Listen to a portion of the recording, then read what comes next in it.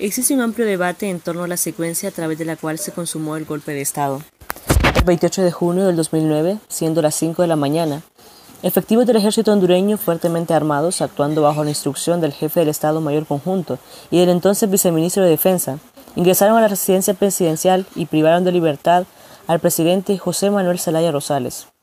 Posteriormente, aún en su ropa de dormir, el mandatario fue conducido a la base aérea Hernán Acosta Mejía, situado en el sur de Tegucigalpa, y trasladado sin su consentimiento a Costa Rica en un avión militar. El 28 de junio, durante al menos 5 horas, un corte de electricidad dejó a radios y canales de televisión sin posibilidad de informar que se estaba concretando el golpe de Estado. La falta de energía afectó también el acceso a Internet. Ese mismo 28 de junio, el Congreso Nacional, en horas de la mañana, celebró una sesión en la cual el secretario José Alfredo Saavedra dio lectura a una supuesta carta de renuncia del presidente Zelaya por motivos de erosión política y salud. Posteriormente, por una supuesta unanimidad de votos, el Congreso adoptó el decreto legislativo número 14109, a través del cual ordenó separar al ciudadano Manuel Zelaya Rosales del cargo de presidente y nombrar constitucionalmente al ciudadano Roberto Micheletti Bahín en el cargo de presidente constitucional de la República por el tiempo que falte para terminar el periodo actual. Desde Costa Rica, el presidente Zelaya aclaró que los medios de comunicación que no había suscrito una carta de renuncia. La supuesta carta de renuncia nunca más fue mencionada por las autoridades de facto. El gobierno de facto justificó públicamente su actuación sobre la base de que el presidente Zelaya había violentado la Constitución a través del proceso que se conoció como la Cuarta Urna. Este proceso se inició en noviembre del 2008, cuando el presidente Zelaya hizo pública su intención de convocar a un referéndum con el objetivo de consultar a la ciudadanía acerca de la eventual colocación de una cuarta urna, junto a las 3 destinadas a las elecciones presidenciales, legislativas y municipales, en los comicios programados para el 29 de noviembre del 2009. En la cuarta urna, la población hondureña se pronunciaría sobre la conveniencia de la convocatoria de una Asamblea Nacional Constituyente para reformar la Constitución. A partir de la toma del poder, las autoridades de facto adoptaron medidas que tuvieron un impacto negativo en los derechos humanos de los habitantes de Honduras.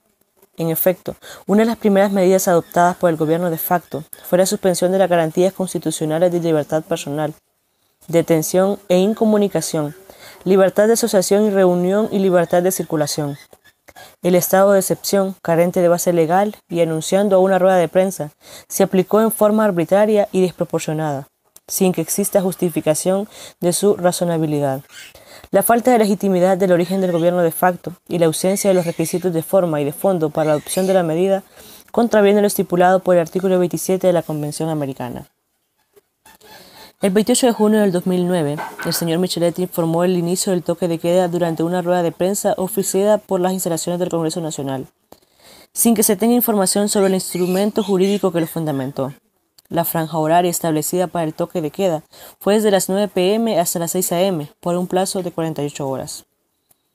El 24 de julio, la primera dama de la nación, Xiomara Castro de Zelaya, su hija Hortensia Xiomara Zelaya Castro, su madre Olga Doris Sarmiento y su suegra Hortensia Rosales, acompañada por una caravana de vehículos, se dirigieron hacia la frontera con Nicaragua para reencontrarse con el presidente Zelaya. En el transcurso del camino, se anunció por cadena de radio y televisión que se establecía un toque de queda a partir de las 12 p.m. en la zona fronteriza del departamento de El Paraíso, Olancho, Valle y Choluteca, a pesar de que estaba establecido en la frontera a partir de las 6 p.m.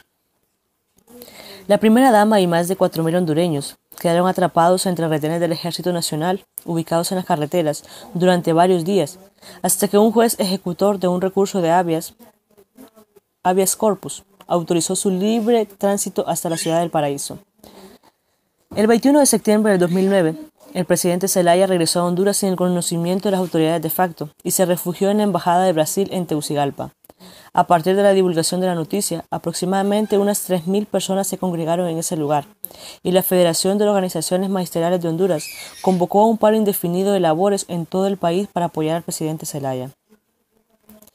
Alrededor de las 4 de la mañana del 22 de septiembre, agentes de la policía y el ejército llegaron a las instalaciones de la Embajada de Brasil para dispersar a las personas que se encontraban allí, bajo el pretexto de hacer cumplir el toque de queda.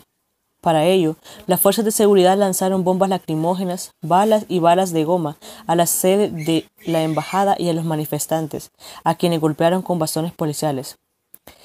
26 personas, entre ellas un niño, fueron trasladadas al hospital escuela y uno de ellos falleció como consecuencia de la inhalación de gases lacrimógenos.